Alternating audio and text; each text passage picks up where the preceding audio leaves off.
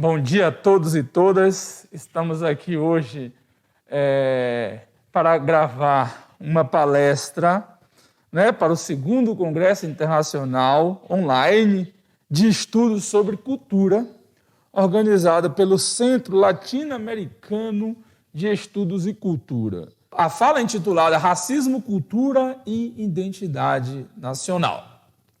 Para a apresentação que se segue, é urgente o entendimento sobre a necessidade da descolonização da vida e a desnaturalização das relações sociais que a compõem. Entre outras coisas, descolonizar a vida significa desnaturalizar elementos e fenômenos históricos tidos socialmente como naturais. O racismo e a identidade nacional são exemplos de produtos da cultura que, no Brasil, alcançaram um demasiado nível de sacralização, que faz com que a maioria dos brasileiros acredite que são inatos da própria sociedade e essências da brasilidade.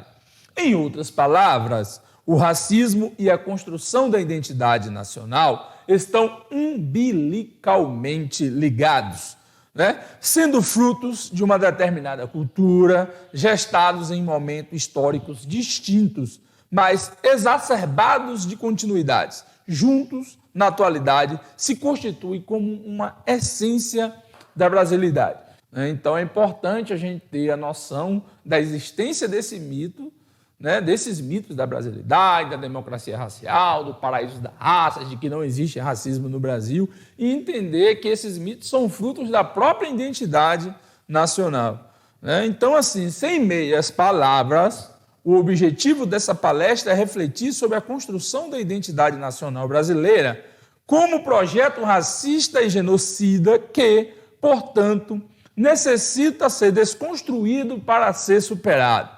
Para isso, é crucial trazer à tona a ideia desenvolvida por Abdias Nascimento sobre como se deu a implementação da nação brasileira, criada a partir de um projeto de nação que visava ao genocídio do negro e ao extermínio da cultura negra no Brasil. A interpretação proposta por Abdias Nascimento no livro O Genocídio do Negro Brasileiro nos permite compreender, para desacralizar, os mitos criados pelos colonizadores e aprimorados por seus herdeiros durante a extensão temporal da colonialidade. E o que é colonialidade, gente? A colonialidade foi produto, no início, de uma repressão sistemática, não apenas de crenças, ideias, imagens, símbolos ou conhecimentos específicos, que não serviram para a dominação colonial global.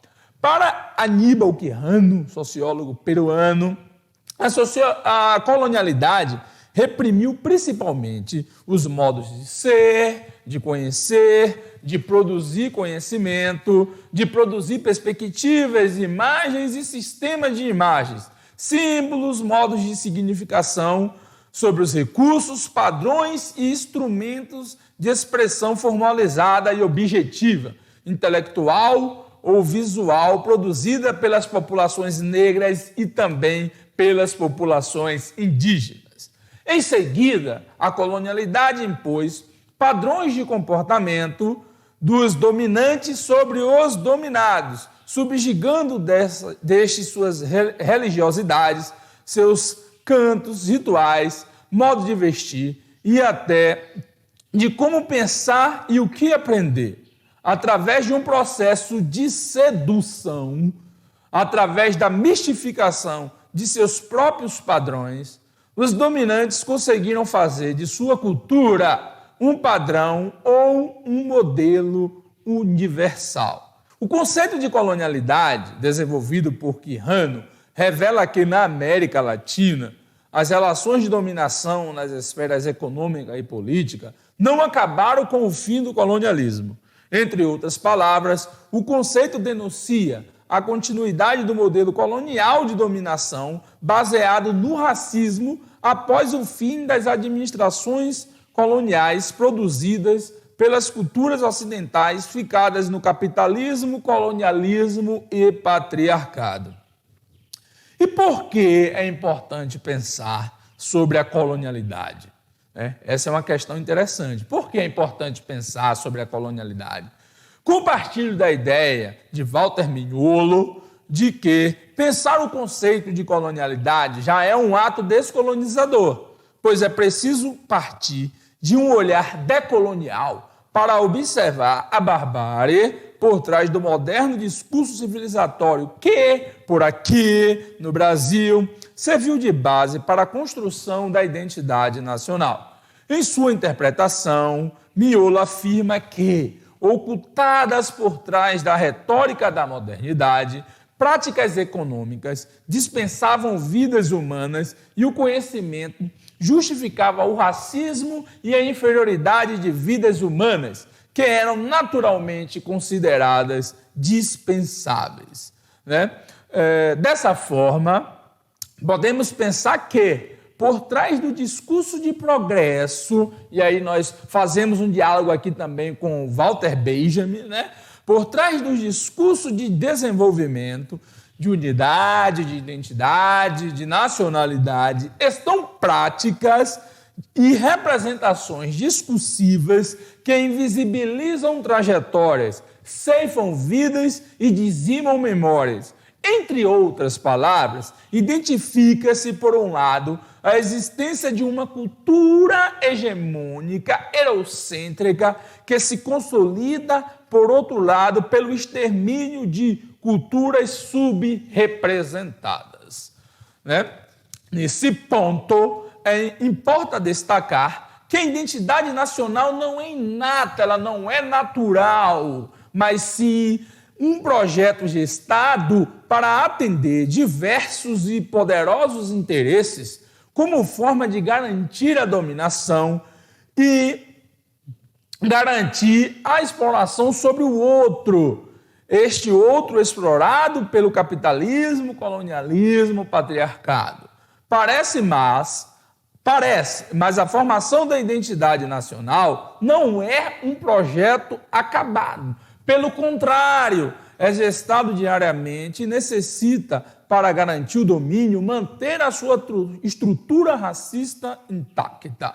Portanto, a identidade nacional é recriada na medida em que é tensionada, na medida em que é questionada. Os esforços de desconstrução dos mitos fazem com que estes sobrevivam graças a um constante processo de reatualização. A renovação qualificada permite que sejam aceitos de forma ampla na sociedade, transparecendo para nós como eternos e universais.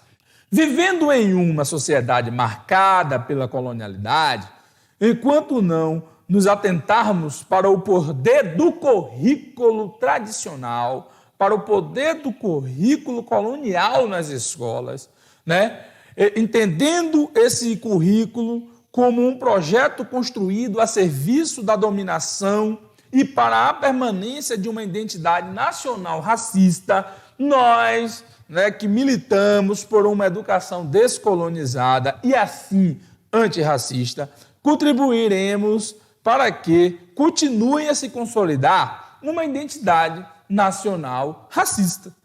Se o currículo escolar não for repensado, não conseguiremos desconstruir e superar as relações de colonização, colonialismo e colonialidade que imperam na sociedade brasileira, sobretudo no ambiente escolar. Como eu trabalho no doutorado com o Instituto Federal, e ela é uma escola técnica, dialogando mais uma vez com Abdias Nascimento, acredito que superar o racismo e o projeto de nação genocida significa barrar as concessões feitas aos racistas, viabilizando cotidianamente seus pensamentos e desmistificando mitos por eles construídos. Sendo assim, uma educação antirracista precisa ser construída sob a égide de um fazer pedagógico que não negue, mas que evidencie a diferença. No Brasil, defender um currículo que privilegie histórias e narrativas próprias dos povos colonizados, ou seja, de negros e indígenas, significa antes um comprometimento político e intelectual com argumentos que visem desconstruir e superar ideias hegemônicas universais, construídas a partir de relações de opressão e de dominação, oriundas do seio do colonialismo e da permanente colonialidade. Quando falamos de educação, qualquer esforço que não busque a descolonização e a centralidade da reflexão sobre raça e educação a partir de um viés pluricultural, com base no pensamento afrodiaspórico, estará contribuindo para a consolidação do racismo em suas diversas faces. A partir da superação das relações de colonização, colonialismo e colonialidade, é que podemos, primeiro, pensar nessa possibilidade. Segundo, tecer críticas ao currículo tradicional, que fora estruturado na identidade nacional, que nega e escamoteia a história, a cultura e a cosmovisão de negros e indígenas, porque se baseia em narrativas triunfalistas que sacralizam a cultura europeia compreendida nos livros didáticos brasileiros como populações evoluídas e, portanto, superiores. Bell Hooks, grande intelectual negra americana, norte-americana, estadunidense, nos alerta que a cultura racista, colonialista e patriarcal trata os pensamentos, os saberes contra-hegemônicos como se fossem radicalismos frutos do irracionalismo. Sendo assim, é preciso dizer que meu entendimento não parte de nenhum radicalismo irracional, até porque a própria ideia de racionalidade ela é utilizada para desvalorizar a diversidade epistêmica. Dessa forma, o radicalismo que defendo no trato da construção de uma educação antirracista, ele é necessário e é amparado e fundamentado na decolonialidade. A própria Constituição Federal Brasileira garante uma educação pluricultural e não hierarquiza em graus de importância as culturas. Sendo assim, o que faz com que a cultura, a história e saberes eurocêntricos sejam colocados como referência, Isso é uma pergunta. O que é que faz com que a cultura, a história e os saberes eurocêntricos sejam colocados como referência? Propor narrativas plurais, currículos que valorizem a diferença a partir de epistemes que pautadas nas trajetórias e nas experiências das populações negras, não seria cumprir aquilo que já está previsto na própria Constituição? Vê-se por isso que a identidade nacional é um fenômeno complexo, repleto de armadilhas. Superá-la exige não só a ressignificação, mas a construção de conceitos a partir do resgate de epistemologias silenciadas. De um modo geral, podemos dividir o processo de gestão dessa identidade em 3 momentos históricos. O primeiro momento abarca os primeiros anos do Império, indo até meados dos anos de 1870, quando se inicia o segundo momento, marcado pelas influências do darwinismo social e das teorias racistas europeias. O terceiro momento começa nos anos de 1930, tendo como ponto de partida as interpretações de Gilberto Freire, considerado o principal legitimador, fundamentador do mito da democracia racial e da brasilidade. Esse momento permanece no imaginário social brasileiro, sendo reforçado principalmente pela mídia em um processo constante de reafirmação. No Brasil, identificamos nos primeiros anos do Império a necessidade que se tinha e ainda hoje se tem de construir um projeto de nação ideal. Então, logo nos primeiros anos do Império, o Brasil era uma colônia, Então, quando ele consegue a sua independência política, nós vamos identificar um esforço das elites de criar uma identidade nacional em diálogo com o movimento de criação das nações que acontecia também na Europa. E aí, quando essas elites vão formar o Estado imperial, pensam na construção dessa identidade nacional, nesse primeiro momento, logo nos primeiros anos do Império, uma pergunta foi colocada, né? Qual seria o padrão ideal de nação que desejaria se ter, né? E aí, o Ricardo Salles, no seu livro Nostalgia Imperial, nos ajuda a compreender isso no momento em que ele revela que o Estado imperial representava os interesses da aristocracia fluminense, né? Ele vai gestar um projeto de nação tendo como parâmetro um modelo europeu ocidental. Na construção de uma identidade, de uma cultura nacional, o mais importante naquele momento era assegurar a continuidade da carga cultural civilizatória europeia.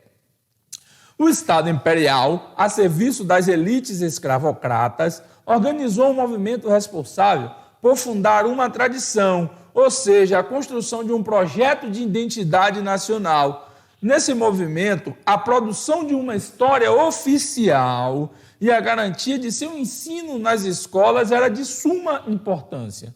A fundação do Instituto Geográfico Brasileiro em 1838 fez do Brasil o segundo país em todo o mundo a ter uma instituição do gênero. Esse fato é bem revelador da urgência que havia em construir um ideal de nação no pós-independência. Encontramos em Francisco Adolfo de Van Hagen os principais esforços para a fundação desta tradição. Sobre sua produção historiográfica encomendada, sobretudo em sua obra História Geral do Brasil, podemos afirmar que visava acentuar os laços da colonização-civilização europeia na nova nação. Dessa forma, voltamos a Ricardo Salles, que afirma que a solução monárquica, no pós-independência, era o elemento assegurador de continuidade da carga cultural civilizatória europeia. No processo de construção da nação brasileira, não podemos deixar de lado uma importante particularidade: a escravidão. O Brasil foi a única nação latino-americana a manter a legitimidade ou a legalidade, manter na legalidade o regime escravocrata após o processo de independência política. A sociedade imperial foi construída de acordo com os interesses das elites dominadoras, tendo no consolidado escravismo a base do discurso civilizatório oficial.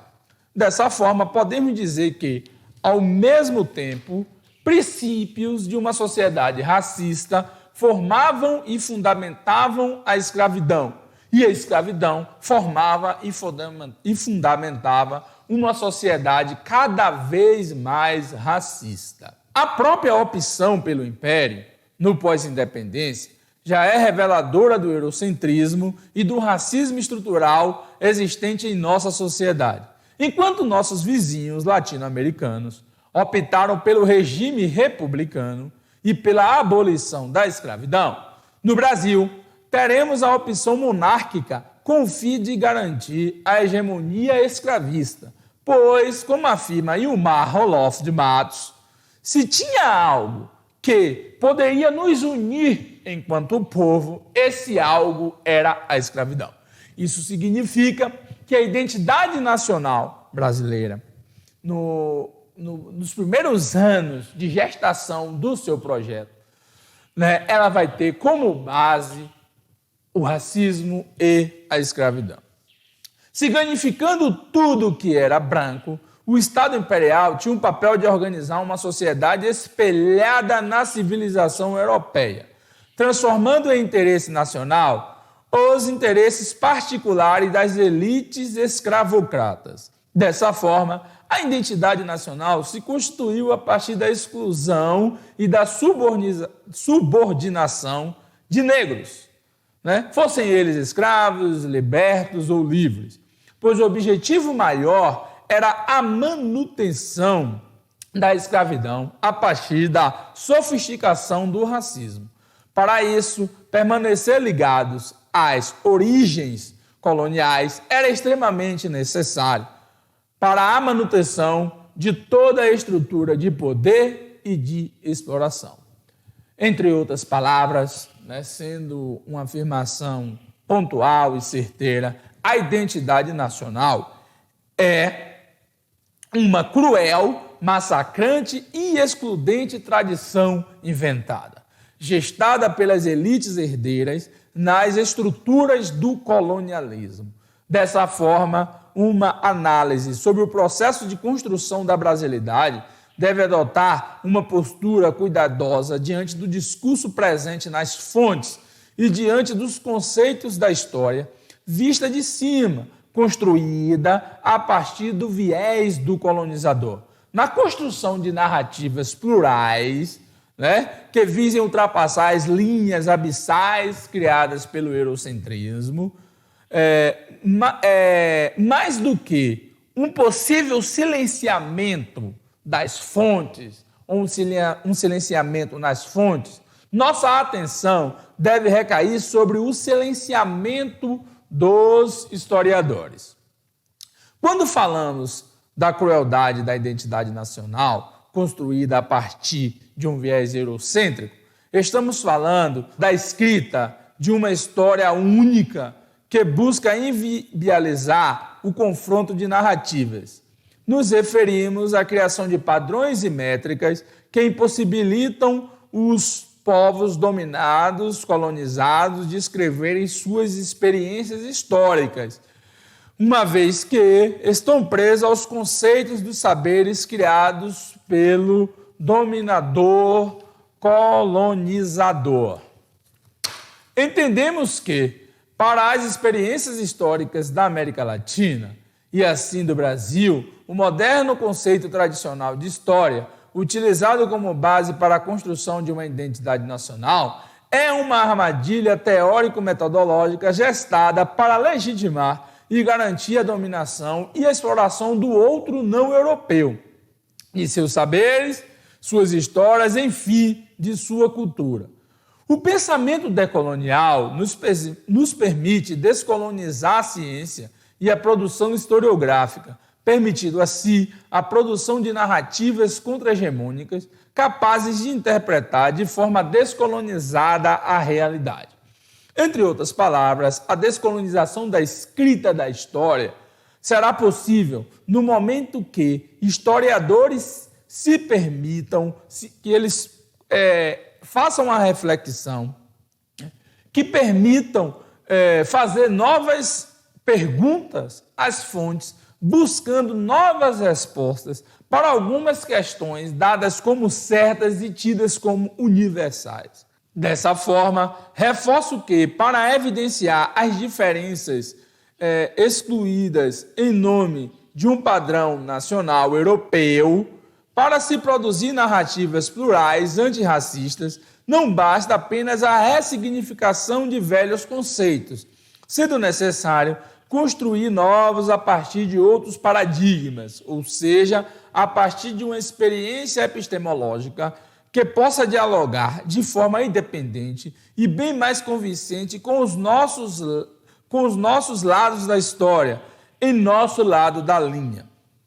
Neste ponto, começo a explicar melhor a relação entre racismo e identidade nacional. A identidade e seus mitos contribuíram historicamente para que, no Brasil, fosse se formando e se construindo um processo de um racismo mascarado, iniciado com a rejeição da história dos africanos e seus descendentes, passando pelo mito da benevolência do branco português para com o negro e das possíveis contribuições do branco civilizado para o negro incivilizado.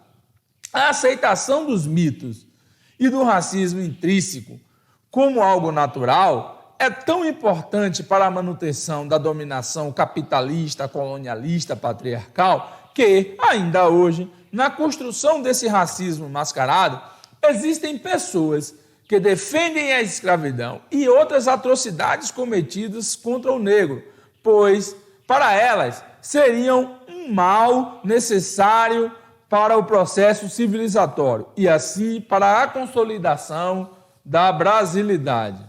Para entender a relação intrínseca entre a identidade nacional e o racismo, é importante dialogar com autores que não apenas ofereçam respostas para a problemática, mas que ajudem a pensar novos conceitos, ressignificando-os.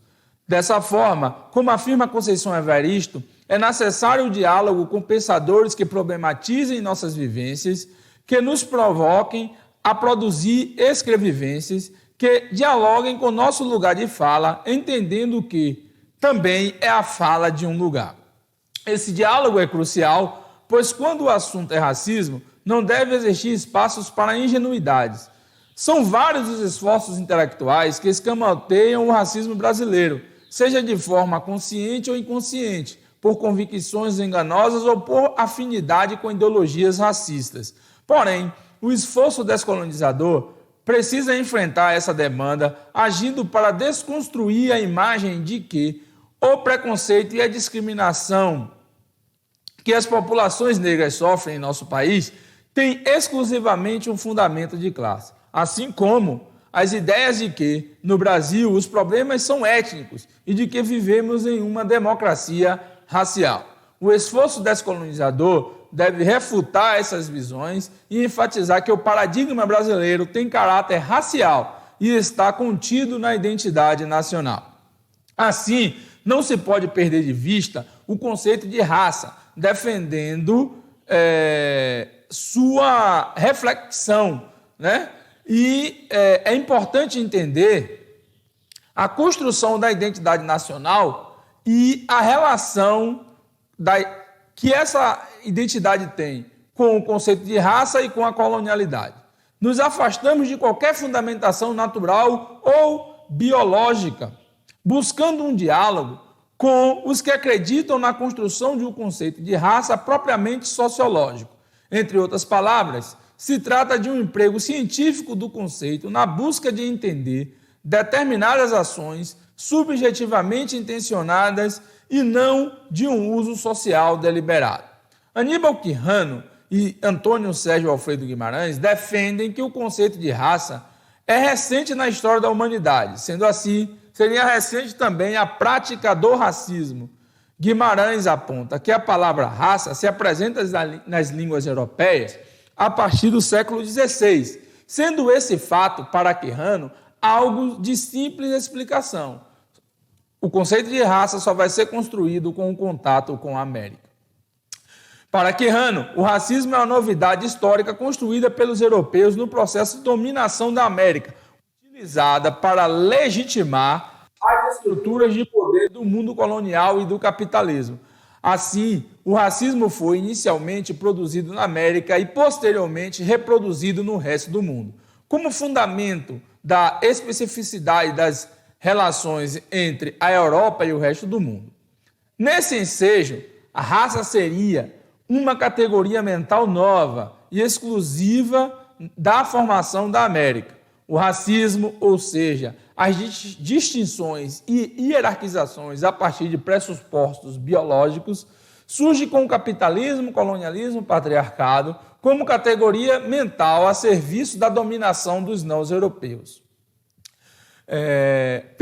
Pensando de forma semelhante, Guimarães aponta que raça é um conceito que não corresponde a nenhuma realidade natural, sendo, na verdade, uma construção mental, intelectual e ideológica com impactos reais no mundo físico. Sendo assim, o conceito diz respeito apenas a uma classificação social que se apoia em uma ação negativa frente a certos grupos sociais, né?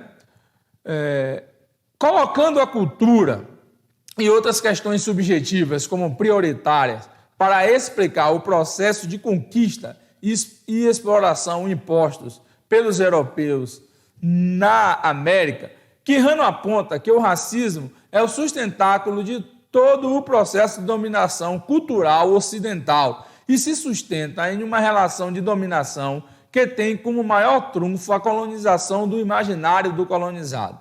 O racismo e a naturalização da ideia de raça são cruciais nesse processo, pois, para o autor, ninguém consegue ser explorado se não for dominado. Dessa forma, dominar ou controlar, assim, colonizar os conhecimentos e as formas de pensar do colonizado, se constituíram como essencial no processo de dominação, só sendo possível graças à naturalização do racismo.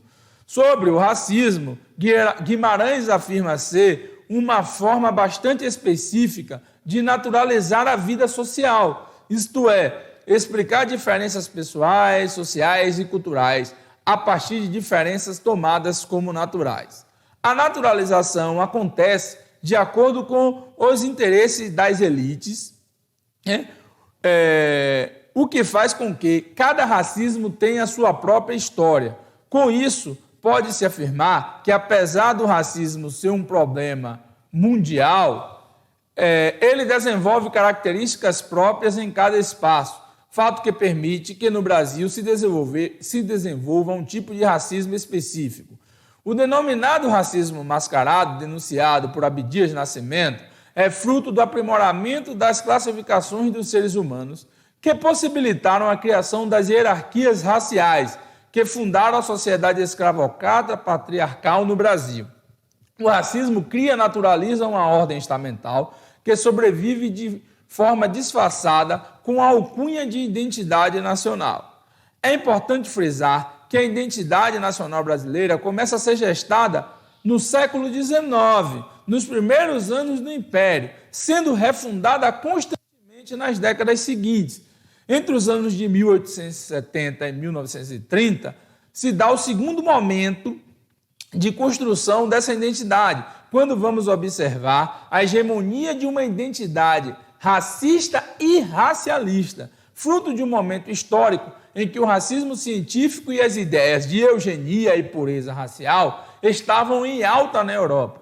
Dessa forma, na construção da identidade nacional, nesse período, não havia problemas em assumir uma postura racista e racialista perante a população brasileira. Ser racista, a princípio, era a solução.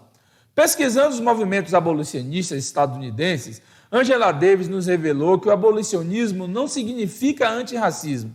Para Davis, é possível ser abolicionista, ser contrário à escravidão e, ao mesmo tempo, continuar preso ao racismo e defender as irracionalidades de seus fundamentos. A análise da militante intelectual negra serve para entender que a questão da relação da abolição da escravidão no Brasil e o imaginário social teve com a questão da identidade nacional. Por quê? Porque no imaginário popular brasileiro é hegemônica a ideia de que o Império aboliu a escravidão de forma pacífica e segura para todos os brasileiros. Além disso, uma parte significativa da população brasileira acredita que a Lei Áurea e a Princesa Isabel jogaram a última pá de cal na escravidão, liquidando de uma vez por todas o racismo brasileiro. Minha interpretação é totalmente diversa. Acredito que a abolição oficial foi uma medida conservadora, cujo objetivo era evitar convulsões e mudanças sociais drásticas. A Lei Áurea aboliu oficialmente a escravidão depois que ela já tinha sido vencida nas ruas, estando totalmente desmoralizada na sociedade. A desmoralização da escravidão não pode ser confundida com o fim do racismo.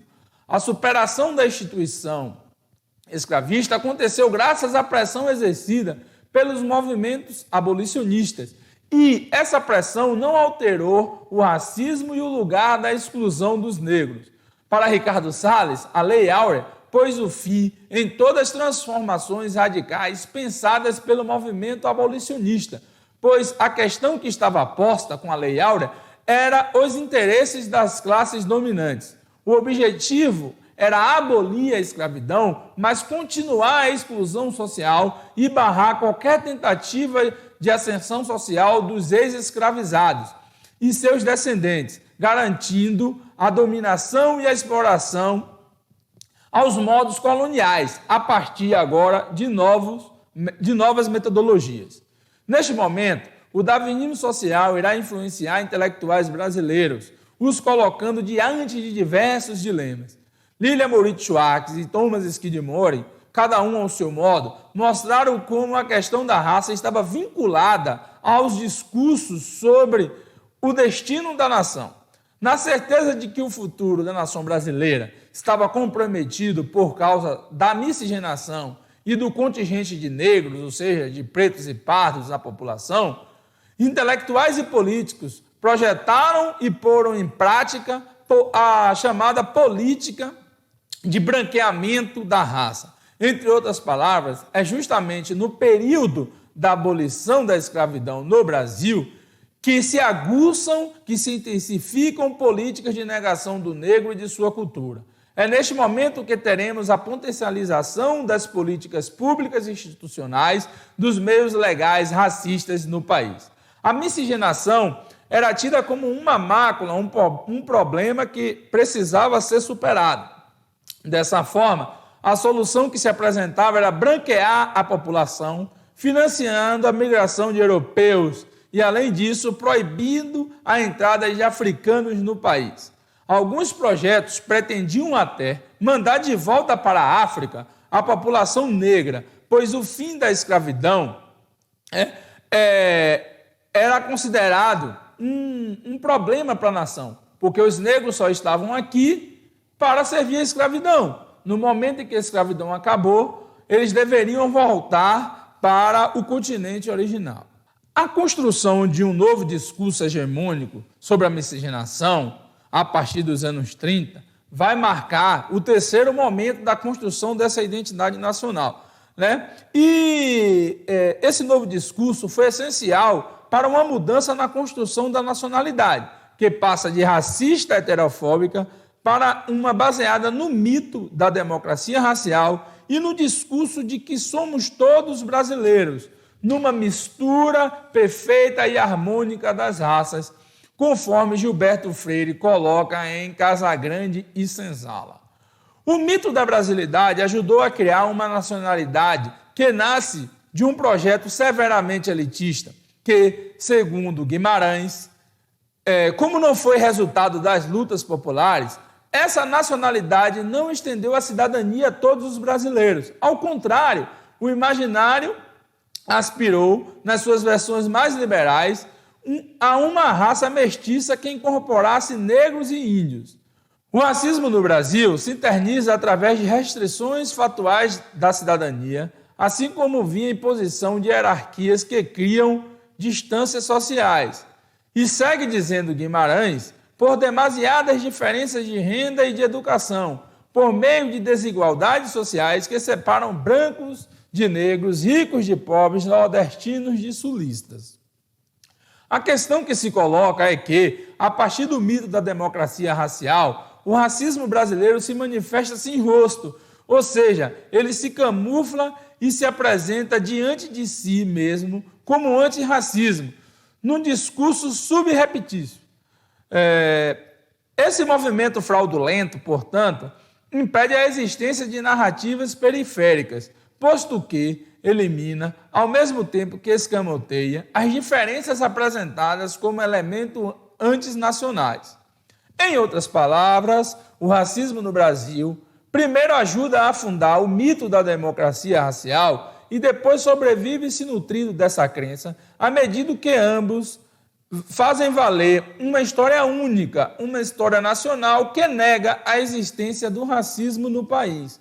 Munido da história do vencedor, esse racismo se mascara, tratando-se a si mesmo como antirracismo e negando como antinacional a presença integral do negro afro-brasileiro e do indígena brasileiro.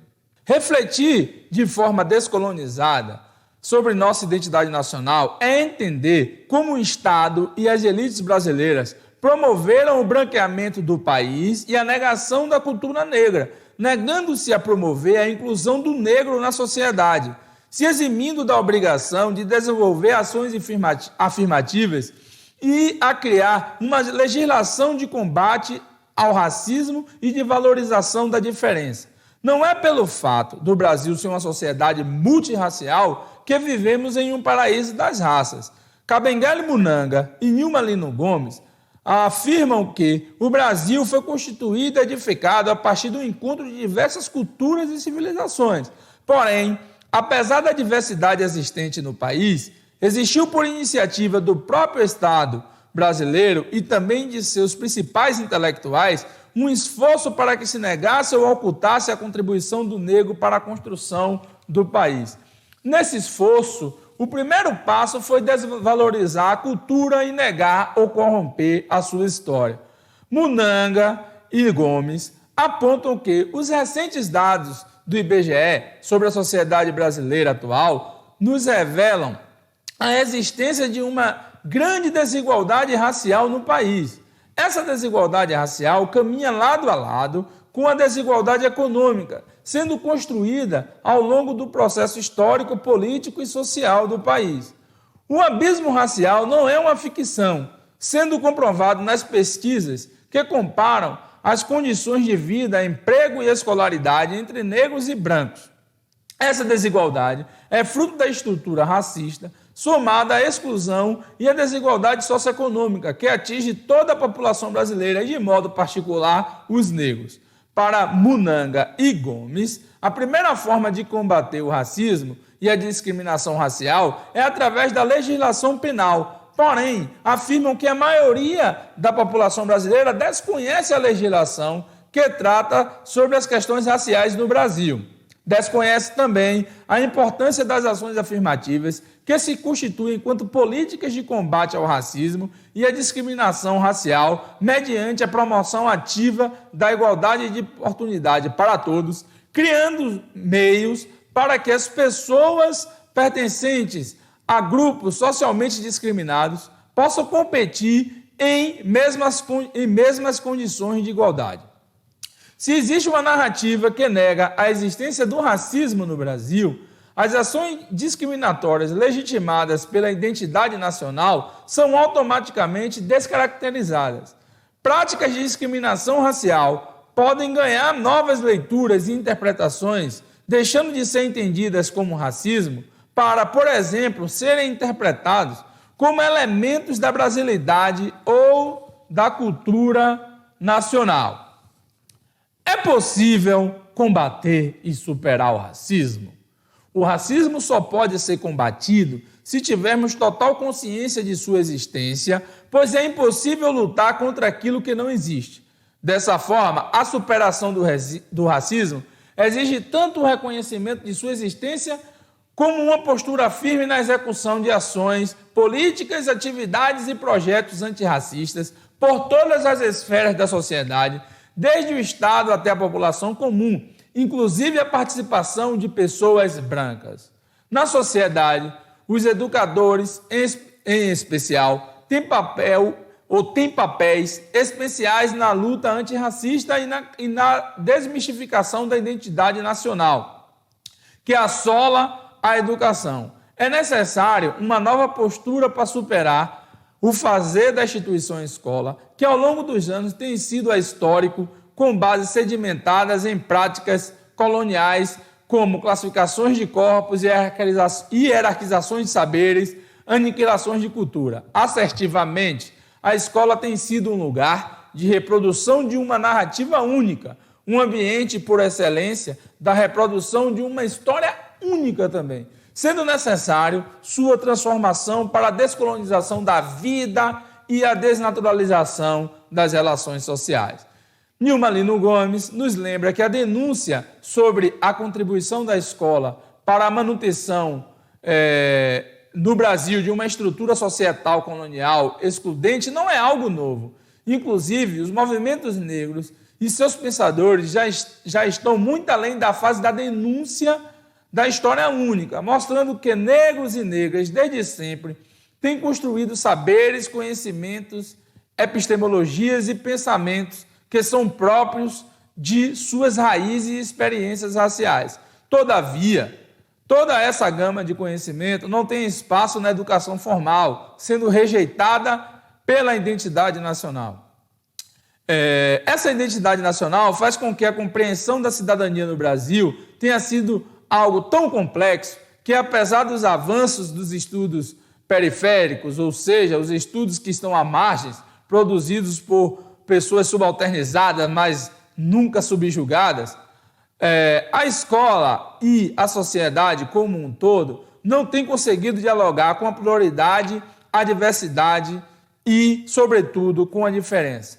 Então, caminhamos para o fim dessa fala, afirmando que para descolonizar a vida é premente um fazer pedagógico radical, ou seja, decolonial, que possa contribuir para o entendimento do mundo, para além da visão hegemônica, para além da naturalização das relações sociais. É preciso identificar e enquadrar as narrativas dominantes triunfalistas que imperam na sociedade brasileira, reproduzindo o racismo travestido de identidade nacional.